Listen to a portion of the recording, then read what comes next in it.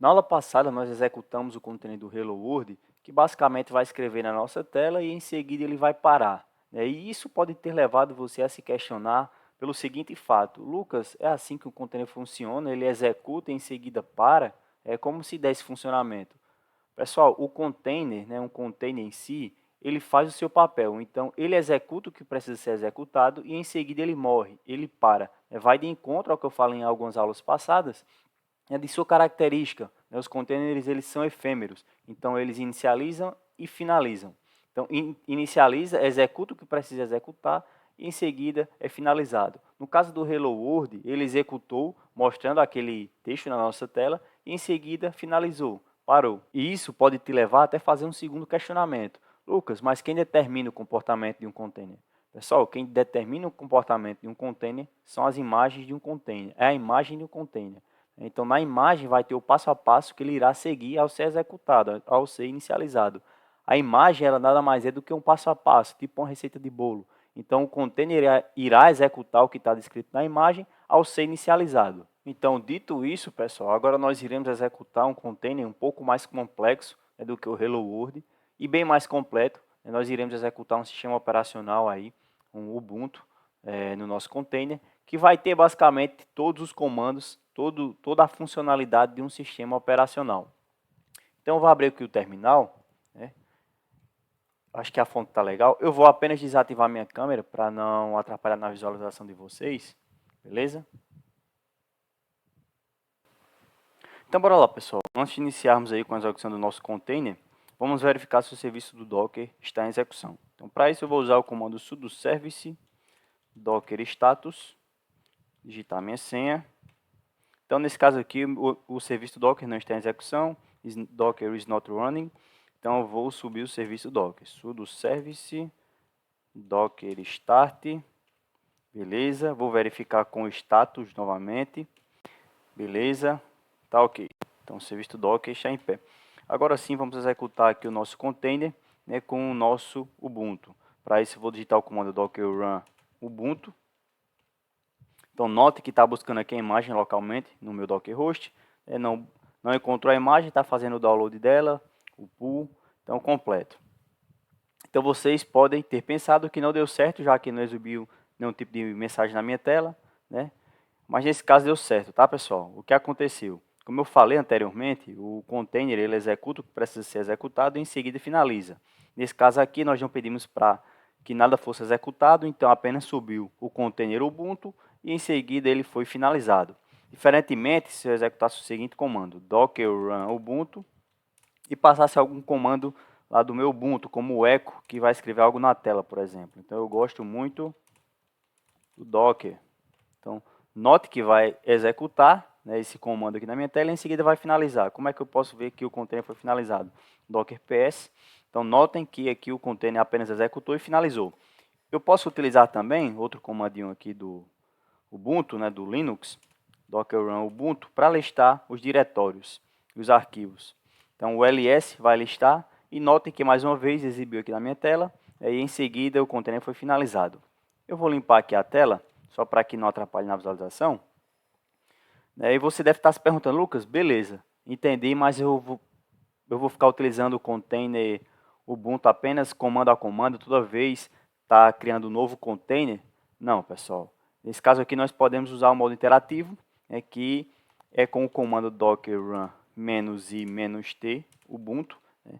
Essas são as duas flags de iteração, ou seja, eu vou ter uma interação ali com o meu container Ubuntu. Então eu vou executar um comando, ele vai retornar esse comando e vai esperar que eu dê o próximo passo, tendo assim uma interação. E esse "-t" é para que crie um terminal ali, um pseudo terminal no meu container, certo?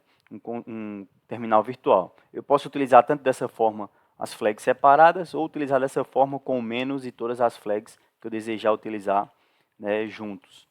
Então, bora lá. Vou executar aqui, vocês notem que vai ter uma diferença. Nesse caso aqui, eu vou entrar diretamente lá no container. Estou no terminal, não estou mais no meu usuário do WSL. Note aqui que eu já estou dentro do meu container. E aqui eu posso executar os comandos que eu havia executado, por exemplo, echo olá mundo. E executou e ainda continuou no container já esperando o meu próximo comando. Eu posso executar mais uma vez o ls, né? Então notem que eu vou ficar dentro do container até que eu dê uma execução aí para sair dentro desse container. Então eu vou utilizar o atalho Ctrl D para dar um exit e sair do meu container. Então notem agora que eu já voltei para o meu usuário e notem também que o container foi finalizado, né? Não está aqui em execução. Se eu rodar, por exemplo, o comando para, no modo de iteratividade, entrar no container, eu posso verificar, se eu abrir aqui mais uma instância do meu WSL, com o comando docker ps, então note que meu container aqui está em execução. Porém, quando eu saio do container, né, e mais uma vez verificar com docker ps, note que esse container é finalizado, beleza? Uma outra coisa que eu queria mostrar para vocês é com relação ao nome do container. Então vamos listar aqui os containers parados, né? Docker ps-a. Então note aqui que eu tenho meus containers que foram criados, né? Os Ubuntu aí que eu acabei criando. Então note aqui que eu tenho a minha coluna de ID, né? Tenho aqui a minha imagem, o comando, o tempo de criação, há quanto tempo foi criado, aqui há quanto tempo foi finalizado, a porta, e tem uma coluna aqui de nome, certo? Name. Deixa eu diminuir um pouco a fonte para que fique mais claro. Dá um docker ps-a novamente. Então note aí que cada container que eu criei, né, ele foi nomeado. E há a possibilidade, pessoal, de criar um nome, né, que você aí sugerir para o seu container. Eu vou limpar aqui a tela e eu vou criar mais uma vez um container Ubuntu, né, e agora dessa forma eu irei especificar o nome para o meu container. Eu vou dar o docker run, existe uma flag "-name", e nessa flag, após ela, eu vou inserir o nome aí do container, né, que eu quero. Né? Dessa forma aqui eu vou rodar um Ubuntu, eu vou colocar aqui meu Ubuntu, então o nome do meu container será meu Ubuntu, e em seguida eu vou colocar as flags que eu quero usar. Dessa forma, eu irei usar o modo iterativo e o que cria o terminal lá no container, e vou digitar aqui a minha imagem. Então note agora que eu estou dentro do meu container, e se eu verificar se meu container foi renomeado, né? Então eu posso utilizar o docker ps. Então notem aqui que agora o nome não está sendo gerado automaticamente, e sim o nome que eu determinei na inicialização do container. Outro modo de execução que eu quero mostrar para vocês, vou sair aqui do meu container, certo? Dar um Ctrl D, né, é o modo detach, que eu vou executar um container sem que fique preso ali ao terminal. É muito útil para quando você sobe alguma aplicação aí, um serviço, para que o seu terminal não fique travado e você possa estar utilizando o terminal. Nesse caso aqui eu vou demonstrar com o container Ubuntu, só para que fique claro essa ideia aí para vocês. Futuramente iremos usar alguns exemplos mais realistas, beleza? Então bora lá. Para isso eu vou utilizar a flag "-d", né, que é de detach, que eu vou desatachar meu terminal. Então eu vou executar aqui docker run "-d", né, para desatachar, como eu falei. Quero manter a iteratividade e vou digitar aqui o nome da minha imagem, que é Ubuntu, beleza? Então notem que girou o hash, né, do meu container. Eu vou dar um docker ps para ver se esse container está em execução, foi finalizado. Nesse caso aqui ele vai estar em execução. Então notem aqui que tem o meu container. Como é que eu sei, Lucas, que é o meu container? Então notem aqui que no começo do hash é o mesmo ID que eu tenho aqui para esse meu container.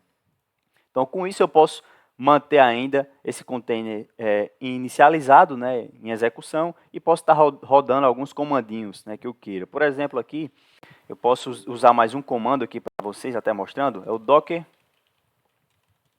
exec, e vou digitar aqui o ID ou o nome do meu container, né? Vou copiar aqui o ID, docker exec esse container, e eu vou jogar aqui o comando, por exemplo, echo Lucas.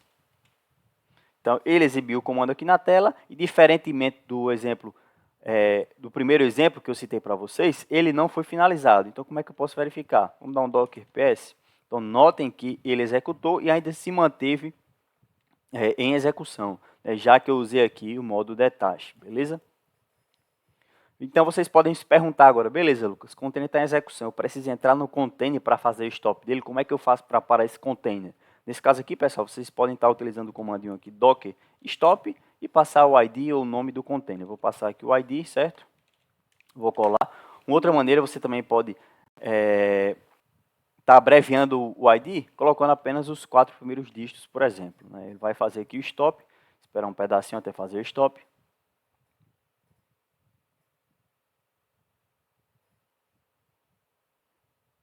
Então, beleza, fez o stop, vamos verificar. Docker PS, então notem aqui que está finalizado. Vamos ver se está nos containers parados, né, com PS-A. Então, esse container aqui que estava em execução há pouco tempo atrás, e está aqui na lista de containers que estão parados. Então, vou limpar aqui minha tela, vou dar um docker PS-A para listar.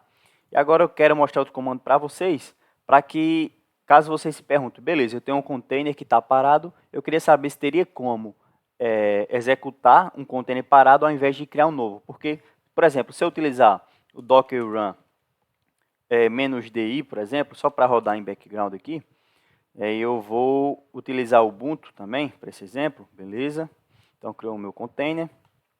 Então, docker ps, certo? Então, está aqui, está criado. Eu vou parar ele mais uma vez com docker stop b2cc.